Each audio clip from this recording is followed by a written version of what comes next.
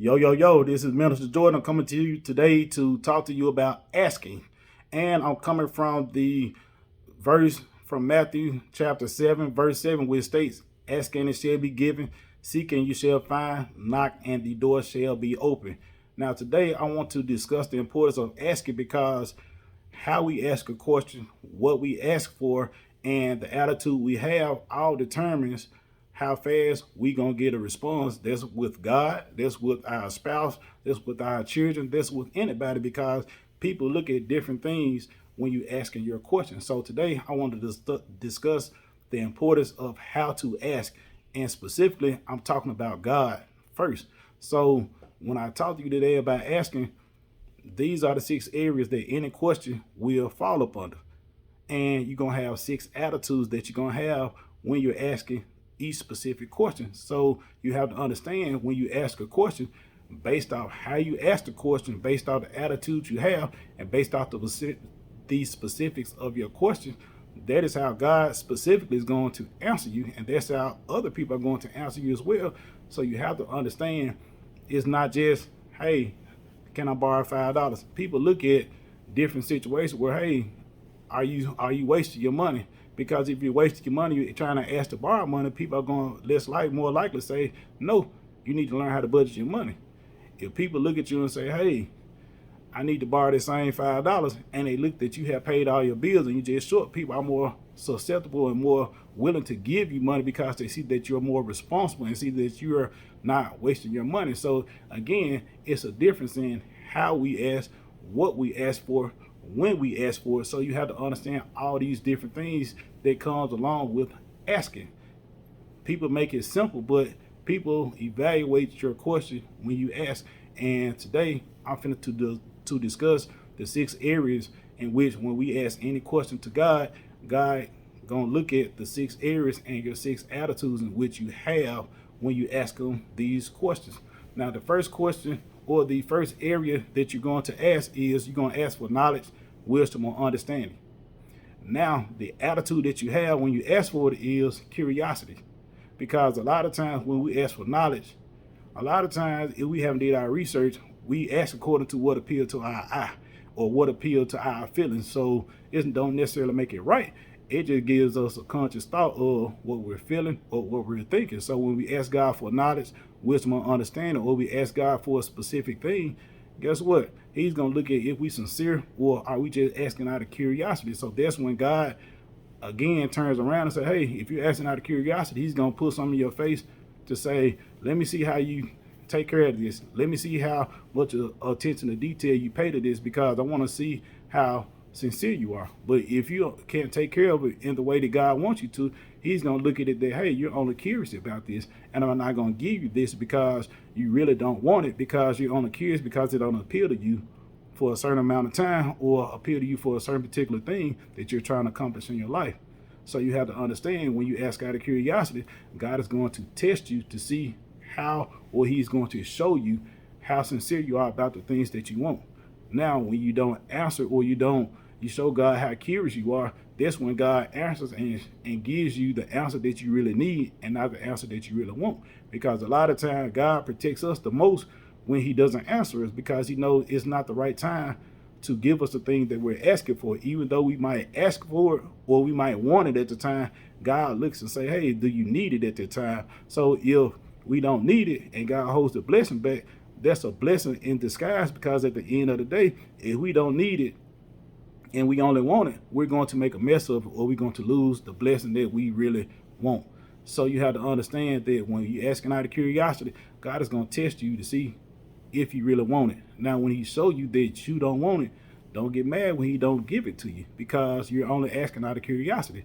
Now, the second aspect, or the second way you will ask God for anything, you're going to ask for the things that you desire, and you're going to ask out of sincerity, because the things you desire love, you desire joy, you desire peace, you desire the things that's not tangible to you, but the things that only God can give you.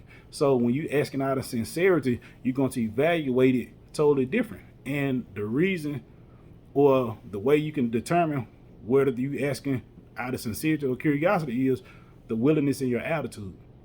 Now, if you're sincere about anything, no matter what they say, you have to do to get it, you're going to go do it and get it because that's the things that you really desire.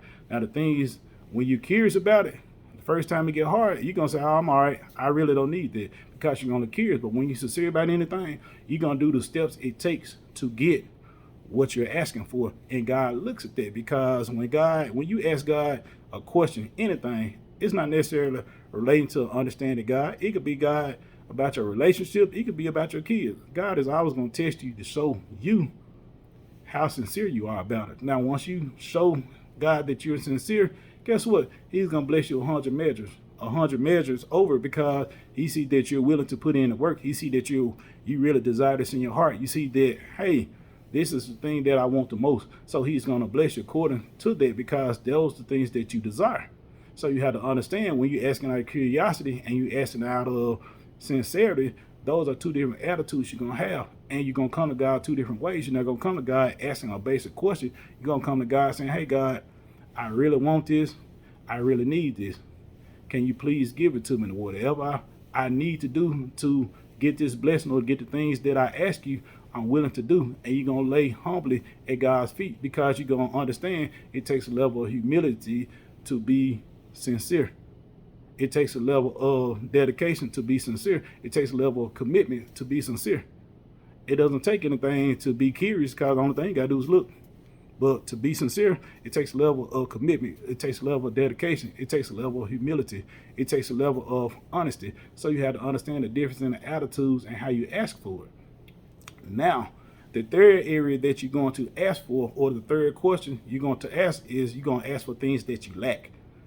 And when you ask for things that you lack, the attitude that you're going to have an attitude of compassion because at the end of the day, you're without. So you're hoping that somebody will show you compassion or somebody will show you love and give you the things that you're lacking. Just say, like, for example, if you're running late on your car note or if you can't pay your light bill and you go ask a family member or you go ask the church or you go ask whoever, when you come to them, you go come with a humble, compassion attitude and trying to explain yourself to say, hey, I'm lacking my light bill. It's only $100. I only have $50. Can you please lend me $50 or could you please give me $50 so I can pay my light bill? Now your attitude is going to be out of compassion. You're going to be more hoping and expecting that they show you compassion and look at your situation. And a lot of times that's how God, all the time really, that's how God looks at us. When we're lacking anything, he looks at, hey, how responsible are you? Because it's a difference when, like I stated before, if I'm paying all my bills and I just come up short and you ask your mama, your dad, or your cousin or anybody for some money and they know that, 9 times out of 10, they're going to be willing to give you the money because they see you're taking care of your business. Now, if you're out there drinking, you're out there smoking weed, you're out there partying, and you say, man, I ain't got no money to pay my light bill, they're going to say, oh, well, because you should have took some of the money you bought the liquor with or some of the money you bought the drugs with and paid your light bill. So you have to understand when you ask God for the things that you lack or you ask somebody for the things that you lack and you ask it out of compassion, that's how they're going to judge or that's how they're going to look at the situation because that's the most important part. When you're lacking, why is it that you're lacking? Because God says, I will supply your every need. So if God has supplied our every need and you lack something, what's going on with your situation? Are you irresponsible? Are you being responsible? Is God showing you a better way how to manage your money, or are you trying to mismanage your money by doing the things that you don't need to do? So that's the third part of asking is you're going to ask for the things you lack and you're going to ask out of compassion. Now, the fourth part of it is you're going to ask for law and structure. I'm articulate this very well to you because this is the only detrimental part of asking. And the reason being because when we ask for law and structure, we ask out of determination or we ask out of boldness. A lot of times it limits our parameters in our rational skills. It limits our thinking because we're only focused on one thing. What does the law do? What does structure do? It sets boundaries. It maintains structure. It maintains order. So when we ask for law and structure, we're limiting ourselves and not necessarily limiting ourselves. I say protecting ourselves from the possibility of things that will come our way. So when we ask out of determination, we have to be careful not to ask only for one specific thing. This is an example I'm going to give you. When a person is seeking revenge on another person and they really want to get revenge, they're not looking at how many people they're going to hurt in the process to get to that person. They only think about how to get to that person. Now, once they get to that person and they look back and they say, man, I shouldn't have did that. I shouldn't have did this. I shouldn't have did that. I shouldn't have hurt this family. I shouldn't have hurt this family over here. Because when you asking for law and structure and you asking out of determination or boldness, that's the attitude you're going to have, where you're going to say, hey, I need this, I want this, I got to have this, and I'm not settling for anything else. So you have to be careful when you ask for law and structure, because that's what it does. When you ask your parents to say, hey, what is a safe time to come back in? They say, be back home at 10:30. You might get mad and you be like, why can't I stay out till 11? Why can't I stay out till 11:30? Ask your parents why. Because they're going to say, hey, it's a truancy law out there. Hey, it gives you enough time to get your clothes ready for tomorrow for school. It gives you enough time to do your homework if you haven't done your homework, to take a bath, brush your teeth, eat, do the things you need to do. So when they say, hey, be back at 10:30, and you say, hey, I want to stay out till 11, you have to think about, hey, why are you so determined to stay out till 11? 30 minutes makes a big difference. Where, hey, you want to wake up in the morning time and have your clothes ready to go to school, not wake up in the morning time rushing, trying to get ready for school because you stayed out too late. And when you got in the house, the only thing you can do was go to sleep. So you have to understand, when you're asking for law or you're asking for structure and you asking out of boldness or you're asking out of determination, you have to realize what's best for you. And you have to realize what you're asking for when you're asking for structure, because structure is going to protect you. And like I just explained before, hey, if your parent tell you come home at an earlier time, they looking at it from the aspect of you going to have time to do everything else you need to do. You're looking at only from the aspect of the things that you want to do versus having fun. So you have to understand how laws and structure affect how you ask and affect your parameters and your viewpoints of what you're asking for when you're asking for law and structure. Now, the fifth part is this, or the fifth question that you will ask is, you're going to ask for the things you lust, and you're going to ask out of things that you're going to ask out of emotions. Because a lot of times when you say lust, of course you'll think about sex, you'll think about a woman or a man, but you lust out the money, you lust out the power, you lust out the finer things like cars, you lust out of clothes, you lust out of many different things. So you have to understand, when you're asking out of lust, you're going to ask out of your emotions. That is very dangerous also, because once you say words, you can't take them back. Once you ask certain things, guess what? God listens to you, to everything that you say. So you have to understand, when you asking out of emotions, be careful, because a lot of times we are drowning out our rational part. We don't operating off the things that's making us feel that way at that time. So you have to be very careful when you ask out of lust, because at the end of the day, if you're asking out of anger, you're not going to evaluate everything else what comes after that. If you're asking out of sexual love, guess what? You're not going to evaluate the situation for what it is that you really want and what you desire in a mate. You're only asking for what you desire at night. So you have to be careful in asking out of emotions. When you ask out of when you ask and you have a spirit of depression on you, guess what? You're asking out of fear. So you're asking basically, God, what is this you think gonna keep you safe, but you're really holding yourself back. So you have to understand, when you're asking out of these different emotions, you have to understand exactly what you're asking for. Because a lot of times, and I'm gonna pick up and I'm gonna explain this for a minute, just like asking out of depression. People think because you're depressed and you're down, you out, but depression falls upon a spirit of fear.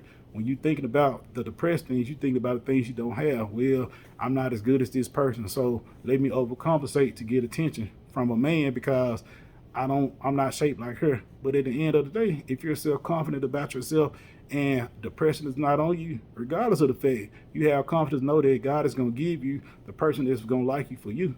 And not because of how you shape, but how you treat them, how they connect with you, how they love you. So you have to understand in that instance that, hey, when you're asking out of depression, you have to understand that, yeah, you might have a depression spirit on your back, but ultimately it falls upon a spirit of fear. And you have to understand that, hey, when I'm asking out of fear, 10 times out of 10, I'm trying to hold my own self back, because I'm telling myself, look, I'm not worthy of that. Hey, these are the negative things that might happen. And you're basing everything off negativity versus looking at it from a positive standpoint. So you have to be very careful when you ask out of your emotions, because you have to be careful and you have to understand, when you're emotional, what you're asking out, what you're asking for, and what you're asking out of, because this was going to determine how God answers you. Now, the last aspect you asked for, or the last question, and the category it falls upon it is this: you ask out of necessity for the things you absolutely need that's essential to sustaining your life, and you're gonna ask out of despair, or you're gonna have a desperate mind frame or attitude, because at that you're gonna ask based off what you actually need at that very moment to sustain your life. That's not necessarily physical life, but that's your spiritual life as well. That's your social life as well. That's your relationship life as well. That's your work life as well. So you have to understand, when you ask out of necessity, you're gonna ask out of despair, or you're gonna have a desperate attitude, because you're gonna say, hey, I need whatever it takes. You're gonna be willing to do, and you're going to have a more humble attitude about you, because now everything is on you. You're dependent on everybody else and not yourself. So it puts you in a crippled situation. And I hate when people, or I dislike when people put themselves in those situations, because at the end of the day, when God is providing for you, you have to understand, when He give you your needs, they're just your needs, because He's trying to teach you humility. He's trying to teach you responsibility. He's trying to teach you things that will help you out and help other people out for later on down in life. It's just like a lot of times when guys have a baby out of wedlock, or if a woman have a baby out of wedlock or not married. Honestly, God is trying to teach you with your situation with their child, so your child won't go through the same situation that you're going into. But it takes God to put you in a state of necessity so you can understand the lesson that He's trying to give. Because at the end of the day, when you understand it, if it's necessary for me, guess what? It's necessary for everybody around you in your house. It's necessary for your friends. It's necessary for everything that's attached to you. So you have to understand, when you're in a destitute and necessary state, circumstantial wise, you have to understand that, boom, I need to learn. I have to have this. It's not an option. It's not a question. This is what I need. So understanding that, and understanding the attitude you're going to have, is going to prompt you to go. And the thing about that the most is, you have to be able to discern what is of necessity and what is of want. Because at the end of the day, when you look at the necessity part of asking, God, majority of the time, focus and put you in situations so you can understand that it's not about having a good car all the time. It's not about you having to catch the ride to work. It's about you learning how to enjoy life. It's about you being thankful for the things that you have. You might not have a car to get to work, but you have a ride every day. Be thankful that you can get to work, versus you keep pouting about, I ain't got a car. Well, when you learn how to be thankful for the things that you have, then God will bless you with a car. When you be thankful for, say, hey, God, I can love myself, then God will give you a husband to love you. Hey, God, I want a wife. Learn how to love yourself first. Put you in an isolated situation so you can understand how to love yourself first. Then you can understand how to teach your wife how to love you. You can understand how to show her how to love you. Then you can understand how to love her as well. So you have to understand, when you're in a state of necessity, God is teaching you the things that is necessary for you to survive, necessary for you to maintain and get to the next level. Tell me what you like, subscribe, leave your comments. I'm out. I'm going to talk to you later.